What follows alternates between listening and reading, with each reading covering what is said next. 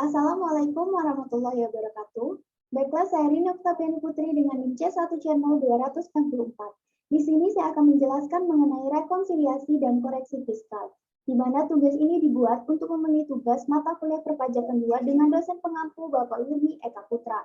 Nah, adapun pokok pembahasannya yaitu yang pertama pengertian rekonsiliasi dan koreksi fiskal, yang kedua yaitu jenis-jenis koreksi fiskal, yang ketiga yaitu teknik rekonsiliasi fiskal, dan yang keempat atau yang terakhir yaitu format rekonsiliasi fiskal. Oke, langsung saja ke pembahasan yang pertama yaitu mengenai pengertian rekonsiliasi dan koreksi fiskal. Jadi, rekonsiliasi fiskal itu merupakan proses untuk mendapatkan angka laba fiskal atau laba kena pajak dengan melakukan penyesuaian-penyesuaian terhadap laba komersial atau laporan laba rugi. Nah, rekonsiliasi ini dilakukan terhadap pos-pos biaya dan pos-pos penghasilan dalam laporan keuangan komersial antara lain terhadap penghasilan yang dikenakan pajak penghasilan final, terhadap penghasilan yang bukan merupakan objek pajak, wajib pajak yang menggunakan metode pencatatan yang berbeda dengan ketentuan pajak, dan lain sebagainya. Nah, sedangkan koreksi fiskal itu adalah koreksi perhitungan pajak yang diakibatkan oleh adanya perbedaan pengakuan metode, manfaat, dan umur dalam menghitung laba secara komersial atau dengan secara fiskal. Nah, koreksi fiskal ini dilakukan karena adanya perbedaan laba atau rugi menurut perhitungan akuntansi komersial dan akuntansi fiskal.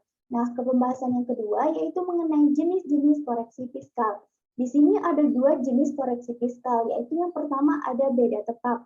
Beda tetap yaitu perbedaan pengakuan akuntansi komersial dengan ketentuan Undang-Undang Pajak Penghasilan yang sifatnya itu permanen dan terjadi karena yang pertama menurut akuntansi komersial itu merupakan penghasilan. Sedangkan menurut Undang-Undang Pajak Penghasilan itu telah dikenakan pajak penghasilan final. Nah, yang kedua, menurut akuntansi komersial itu merupakan biaya. Sedangkan menurut Undang-Undang Pajak Penghasilan itu bukan merupakan biaya yang mengurangi penghasilan bruto. Nah, koreksi atas beda tetap ini akan menyebabkan dua koreksi, yaitu koreksi negatif dan koreksi positif. Di mana koreksi negatif itu akan menyebabkan laba kena pajaknya berkurang, sedangkan koreksi positif itu akan menyebabkan laba kena pajaknya bertambah.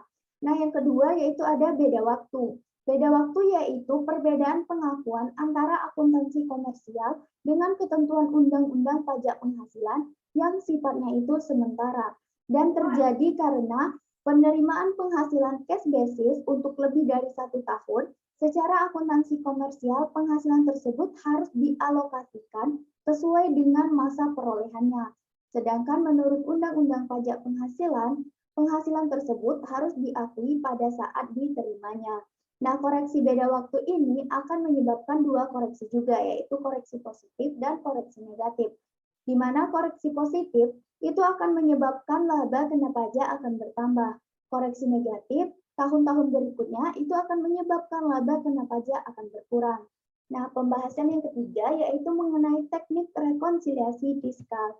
Di sini teknik rekonsiliasi fiskal itu dilakukan dengan cara sebagai berikut. Yang pertama, itu jika penghasilannya diakui menurut akuntansi tetapi tidak diakui menurut fiskal, maka dilakukan pengurangan jumlah penghasilan menurut akuntansi, yang mana nantinya akan mengurangi labanya juga. Nah, yang kedua, jika penghasilan tidak diakui menurut akuntansi, tetapi diakui menurut fiskal, itu akan dilakukan penambahan penghasilan menurut akuntansi, yang mana nantinya akan menambahkan labanya. Nah, yang ketiga, itu jika biayanya diakui menurut akuntansi, tapi tidak diakui mengurangi penghasilan bruto menurut fiskal, sehingga dilakukan pengurangan biaya menurut akuntansi yang akan menambah labanya. Nah, yang keempat, itu jika biaya tidak diakui menurut akuntansi, tetapi diakui mengurangi penghasilan bruto menurut fiskal, maka itu akan dilakukan penambahan biaya menurut akuntansi yang akan mengurangi labanya. Nah, ke pembahasan yang terakhir atau yang keempat, yaitu mengenai format rekonsiliasi fiskal.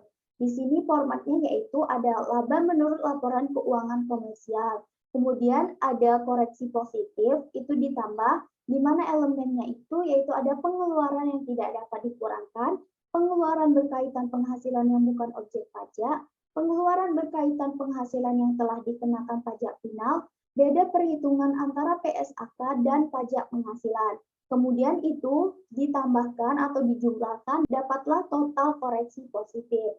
Sedangkan untuk koreksi negatif itu dikurangi dan elemennya yaitu ada penghasilan yang bukan objek pajak, penghasilan yang telah dikenakan pajak bersifat final, dan beda perhitungan antara PSAK dan pajak penghasilan. Kemudian elemen itu dijumlahkan sehingga didapatkan total koreksi negatif.